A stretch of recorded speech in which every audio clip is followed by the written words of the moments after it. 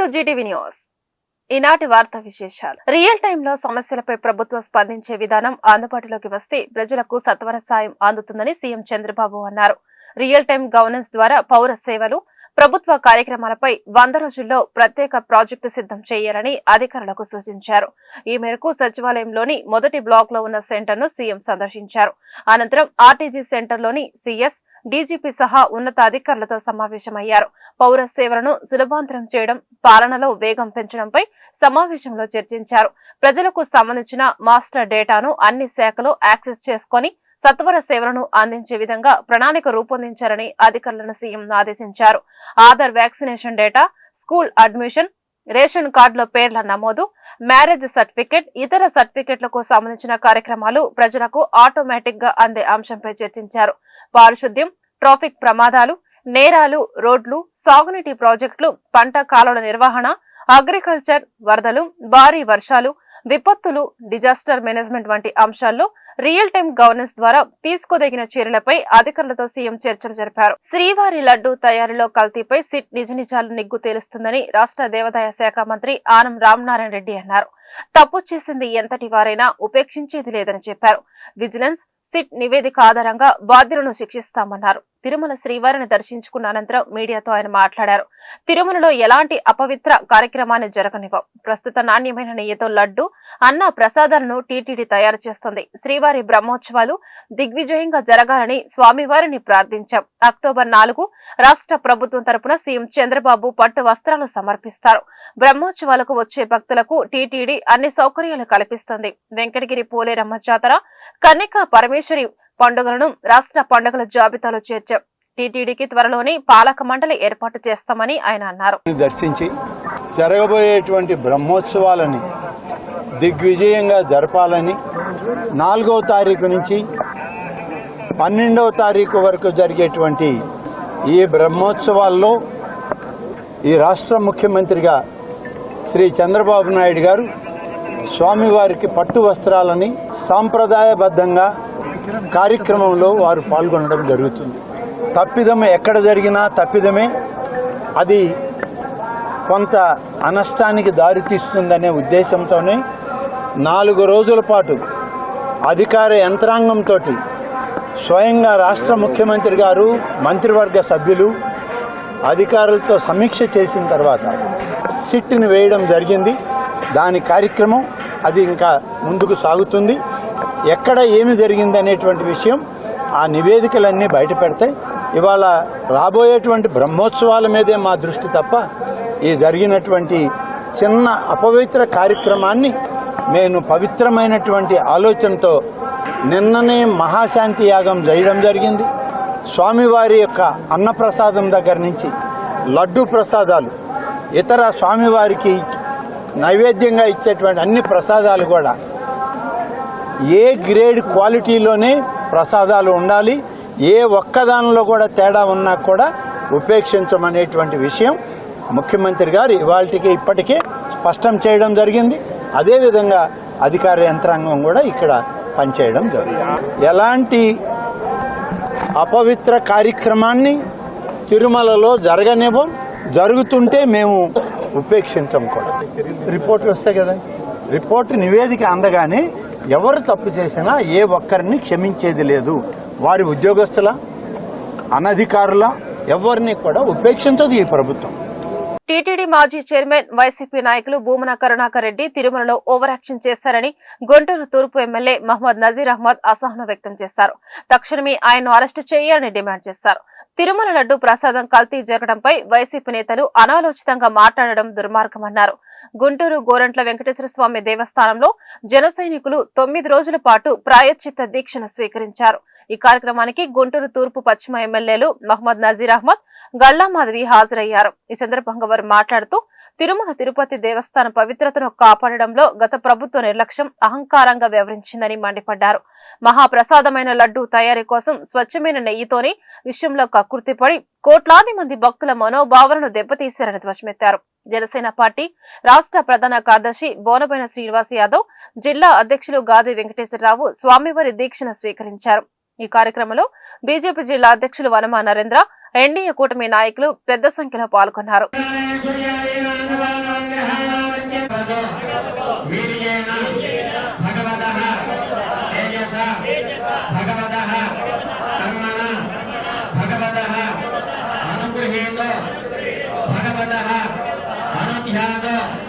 భగవన్ ధ్యాత్వా భగవత్ కర్మ కరిష్యామి తత్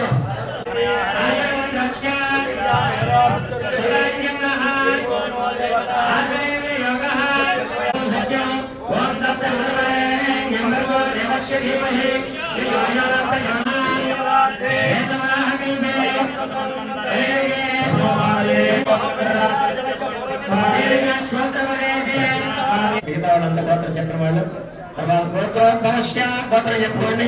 ఫస్ట్ మీ వారి పేరు చెప్పుకోండి, తర్వాత ధర్మపత్ని పేరు చెప్పుకోండి. సమానుకోండి అందరూ కూడా చెప్పండి. సహా ప్రపంచంలో ఉన్నటువంటి హిందువులకు ఎంతో పవిత్రమైనటువంటి శ్రీ వెంకటేశ్వర స్వామి వారి దేవస్థానంలో ప్రసాదంగా ఇవ్వబడేటువంటి లడ్డు విషయంలో గత ప్రభుత్వం చేసినటువంటి దుర్మార్గాలు చాలా బాధాకరం. ముఖ్యంగా దోచుకోవడం దాచుకోవడానికి అలవాటు పడినటువంటి జగన్మోహన్ రెడ్డి గారి పరిపాలన విధానంలో ప్రతి ఒక్క అంశంలో కూడా రాష్ట్రంలో తన అనుయాయులకు కట్టబెట్టడానికి విలువలను వ్యవస్థలను కించపరిచేటువంటి విధంగా అనేక కార్యక్రమాలు చేసినటువంటి పరిస్థితులు. ఎప్పుడు లేనటువంటి విధంగా అత్యంత పవిత్రమైనటువంటి శ్రీ వెంకటేశ్వర స్వామి వారి ప్రసాద లడ్డులో ఎప్పుడు ఊహించినటువంటి విధంగా జంతు అవశేషాలను ముఖ్యంగా ఎంతో పవిత్రంగా ప్రసాదంగా స్వీకరించేటువంటి లడ్డులో ఇటువంటి చౌకబారు కార్యక్రమాలు చేసినటువంటి వారిని శిక్షించాలని, ముఖ్యంగా ప్రతి ఒక్కరు సమాజంలో ఉన్నటువంటి ప్రతి ఒక్కరు కూడా దేవునికి ఆరాధిస్తూ ఎవరి మతాలకు వారు ఎవరి కులాలకు వారు ఎంతో పవిత్రంగా దేవుని సన్నిధిలో ఆచరించేటువంటి ఆచరణను ఈరోజు తిలోదకాలిస్తూ గత ప్రభుత్వం చేసినటువంటి తప్పుకు రాష్ట్రంలో ఉన్నటువంటి సామాన్యుల దగ్గర నుండి అనేక వర్గాలకు సంబంధించినటువంటి ప్రజలందరూ కూడా ఈరోజు అనేక రకాలుగా నిరసన వ్యక్తం చేయడంతో పాటు వారందరూ కూడా ఈరోజు పశ్చాత్తాప దీక్షలు చేస్తూ ముఖ్యంగా పవన్ కళ్యాణ్ గారు ఇచ్చినటువంటి పిలుపు మేరకు ఈరోజు జనసేన పార్టీ నాయకులు పెద్ద ఎత్తున గోరంట్ల శ్రీ వెంకటేశ్వర స్వామి వారి దేవాలయంలో పెద్ద ఎత్తున పశ్చాత్తాప దీక్ష తీసుకొని ఈ జరిగినటువంటి తప్పుని సరిదిద్దాలని, దేవుడు అందరినీ కూడా సంరక్షించాలని కోరుకుంటూ ఈ కార్యక్రమాన్ని తీసుకోవడం జరిగింది. ప్రతి ఒక్కరు కూడా శ్రీ వెంకటేశ్వర స్వామి గారిని కొలిచేటువంటి ప్రతి ఒక్కరి మనసులు కూడా బాధపడుతూ వారందరూ కూడా ఇటువంటి అపచారానికి వెంటనే ఎవరైతే కారకులన్నారో అటువంటి వారిని శిక్షించాలని చెప్పి ప్రతి ఒక్కరు కూడా దేవుణ్ణి కోరుకోవడంతో పాటు ప్రభుత్వం కూడా టెస్ట్ చేసినటువంటి నెయ్యి ద్వారా తెలిసింది. మేము దేవాలయంలో ఆ విషయాన్ని మాట్లాడదలుచుకోలేదు, కానీ అప్పట్లో ఎవరైతే ఆ ప్రసాదాన్ని స్వీకరించారో వారు కూడా అపచారం జరిగినట్టుగా భావిస్తూ ఈ రోజున మా అధ్యక్షులు పవన్ కళ్యాణ్ గారు ఆ అపచారానికి క్షమించమని చెప్పి దేవుడిని వేడుకుంటూ 11 రోజుల పాటు ప్రాయశ్చిత్త దీక్ష తీసుకోవడం జరిగింది. మేము వారికి మద్దతుగా రాష్ట్ర వ్యాప్తంగా జనసేన నాయకులు కానివ్వండి, వీర మహిళలు కానివ్వండి, ప్రజలందరూ కానివ్వండి, ఈ రోజున పవన్ కళ్యాణ్ గారికి మద్దతుగా ప్రతి దేవాలయంలో పూజలు చేస్తూ ఉన్నారు. అందరూ కూడా ప్రాయశ్చిత్త దీక్ష చేపడతా ఉన్నారు. గతంలో ఎన్నడూ కూడా దేవదేవుని యొక్క వెంకటేశ్వర స్వామి దేవాలయంలో ఇటువంటి అపచారం ఎప్పుడూ జరగలేదు. చూస్తూ ఉంటే గత ప్రభుత్వం ఎన్ని అపచారాలు చేసింది, ప్రజల్ని ఎన్ని అవమానాలకు గురి చేసింది, ప్రజల చేత ఎన్ని తప్పులు చేయించింది, వాటన్నిటినీ కూడా క్షమించమని వేడుకుంటూ ఈరోజు ప్రాయశ్చిత్త దీక్ష తీసుకుంటా ఉన్నాం. మేము మా పవన్ కళ్యాణ్ గారి యొక్క 11 రోజుల దీక్షకు మద్దతుగా మేము కూడా గుంటూరు జిల్లా నుంచి ఈ రోజున 9 రోజుల దీక్ష చేపట్టడం జరిగింది. మేము ఒకటే వేడుకుంటా ఉన్నాం స్వామివారిని, ప్రజలందరినీ మీ యొక్క ఆశీస్సులు అందజేయాలి, ప్రజలందరికీ మీ ఆశీస్సులు ఉండాలి, ఏదైతే అపచారం చేశారో వారిని కూడా క్షమించమని వేడుకుంటూ మేము యొక్క దీక్ష చేపడతాం.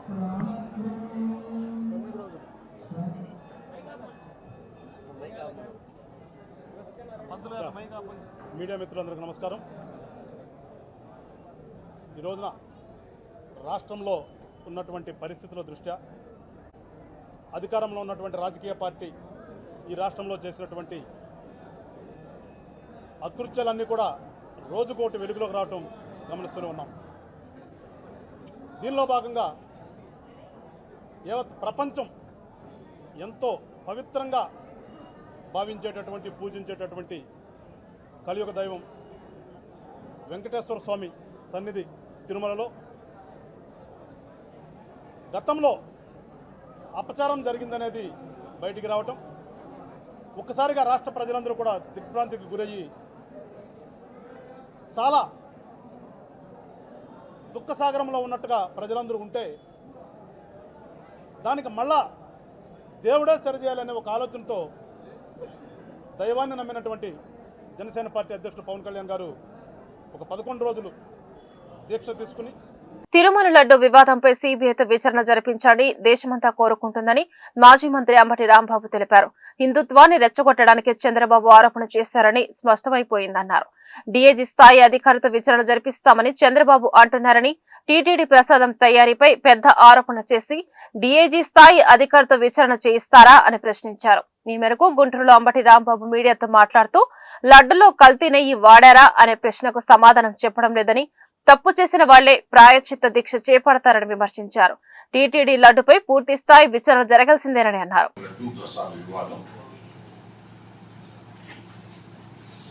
రోజు రోజుకి కొత్త పుంతలు తొంగే విధంగా